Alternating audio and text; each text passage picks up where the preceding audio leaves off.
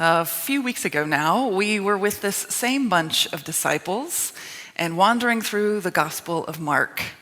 And 2 weeks ago, we heard that Jesus' family thought he was crazy, and the religious leaders thought he was the Lord of the dung heap. And at the end of that terribly delightful episode, Jesus keeps teaching and healing, and the crowd sticks around and listening, and eventually, Jesus decides that he's had his limit with people. And so he says to the disciples, let's get out of here. And they jump in their boats without any special supply or consideration, and they start out across the lake at night. And evidently, night crossings are much more dangerous than those by day, and not just because they didn't have light bulbs or GPS, but they didn't have light bulbs or GPS. And storms were very present, and it's much more difficult to navigate what's happening with your boat when there is no light. But clearly, Jesus was more interested in taking this risk than risking another moment with the people on the shore. And so off they go. And when that proverbial storm comes and the fishermen are anxious and fearing their demise, they notice that Jesus is just fine, heavily sleeping through the tossing and the turning of the boat, and they wake him in a panic. And in our version of this story, one of 3 retellings in the Gospels, it's also in Luke and in Matthew, but in Mark's Gospel, it says the disciples call to him, "Teacher, do you not care that we are perishing?" And it's a funny way to put it, isn't it? Because they don't call him Lord and they don't call him Master, which says a little bit about who they think Jesus is. And teachers are not really known, no offense, known for doing really good things, but quelling storms, not usually on the resume. So that also says something. It's almost kind of being like, what's the point of waking this guy if he's a teacher or he's a carpenter?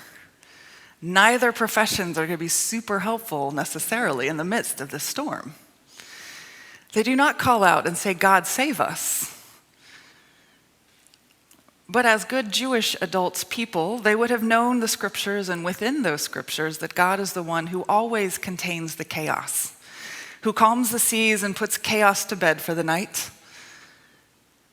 But they do not know that the Son of God is in their midst and in their boat.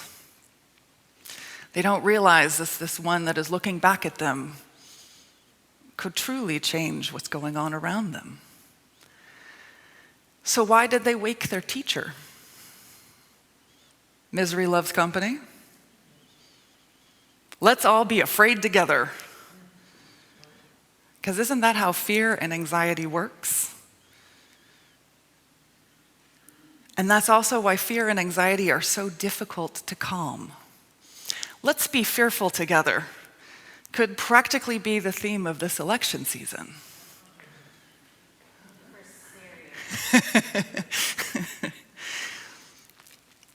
And if the storm is a metaphor for chaos in our lives or in our world, we're in the midst of it. And there isn't a clear patch of sky to be seen. Angry crowds gather here and there, protests, storming, rallies. And so far, there hasn't been a turning point. There isn't that clear shift away from the storm, away from the anger, away from fear, and towards the hard work of reconciliation and making political change, otherwise known as the sausage making. And in our story, the disciples are angry with Jesus. "Teacher, do you not care that we are perishing? Do you not care that our lives are on the line? Do you not care that our world is changing? Do you not care that this storm is much bigger than we imagined? Doesn't this uncertainty bother you? Do you not care about us? Do you not care about me? Do you not care?" Those are some pretty harsh words, y'all. Yeah. They're words spoken in fear, looking for someone to save them, someone to make everything better. And I wonder if it feels similar to you. It feels right to me, because I think often we look to others and ask if they care when we are hurting and lonely and feeling powerless. And it always surprises me in this, that a boat full of fishermen would have the time in the midst of a storm to kind of stand around and go talking to Jesus. I was on a sailing vessel once as this racing boat, and I was just there because they needed people. And I was only on this boat like 3 times, so I'm a land lover. And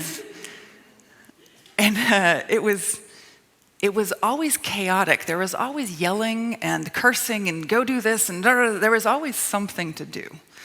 And my one time sailing at night, we almost ran aground, which was a lot more cursing and yelling. And so that experience comes back to me when I hear about this chaotic scene, because that chaos was magnified because we had LEDs and we had GPS, and we still nearly killed ourselves running into this pier, which you should have been able to see. It was a calm night, but it wasn't a calm night in our boat. And so the idea of these sailors having the chance to like sit around and yell at Jesus makes a lot of sense to me. They're working hard, and they're probably wondering, why aren't you helping? But I'm not a sailor, and I'm modern, and in our modern time, we've come to think that having faith is a matter of thinking. We've come to believe that faith is a matter of belief. We consider faith something is there or it is not. Or either way, it is a matter for our minds of consent, best to be decided by each individual for themselves, if you're UCC. Other traditions have faith statements that they sign on to and so forth, but there is this professor, Clifton Black, who writes that faith waxes and wanes. It is neither a block of unassailable belief, nor an arrow released irrevocably towards its target. Faith is an oscillating fan, veering from one extreme to another, caught for a time by weak mortals before slipping from their grasp, in need of Jesus' reassurance. Because faith, he says, depends more on human volition than on cognition. Its opposite is not atheism, but cowardice. Interesting. I'll say a little bit of that again. Faith depends more on human volition than cognition. That is, faith is not something to be considered or rationalized. Faith is choice. Faith is a choice to hope in something that you have not seen, to imagine a different world that has yet to come to be. Faith is a choice to take heart. It is a choice of the heart. And its opposite is cowardice, because to have faith in this world as it is the ultimate act of courage. And having courage does not mean a lack of fear. The disciples are certainly afraid. The translation of the last verb in this passage is weak rather than awe. We hear it as the disciples were in awe, but I think a better translation is to take it and talk about weak. Rather than witnessing Jesus calming the storms, and disciples feared a great fear. Feared a great fear, perhaps because the presence of God in Jesus Christ was every bit as scary to them as the storm.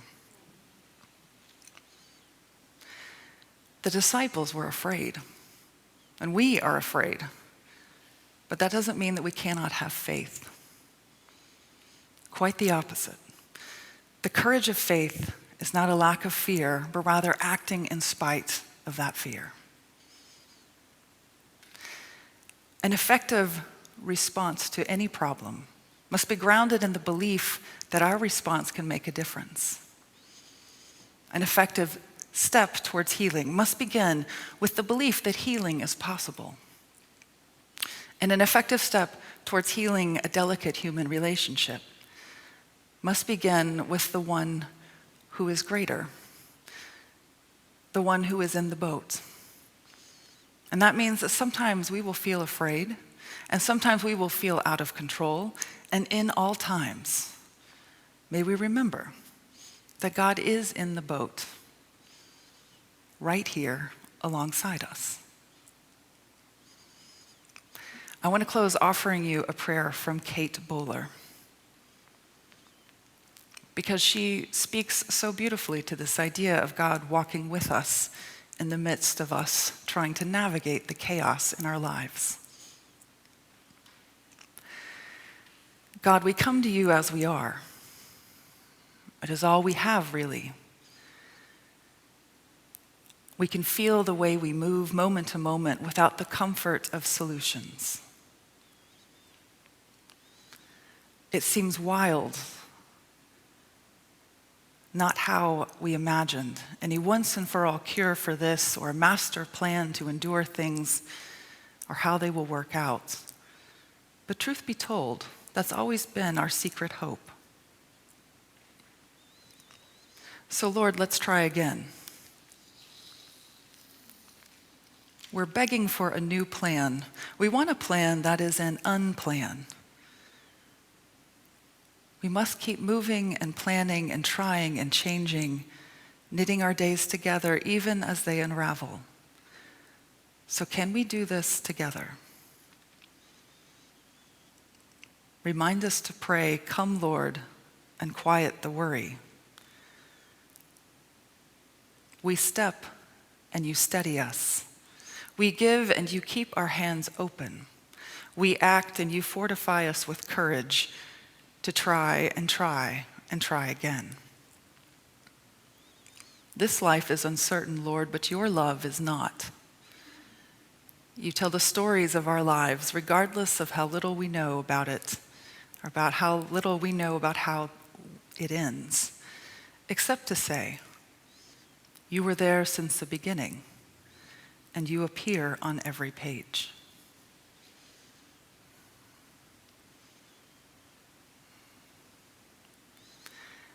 May we have courage and faith that God is on every page.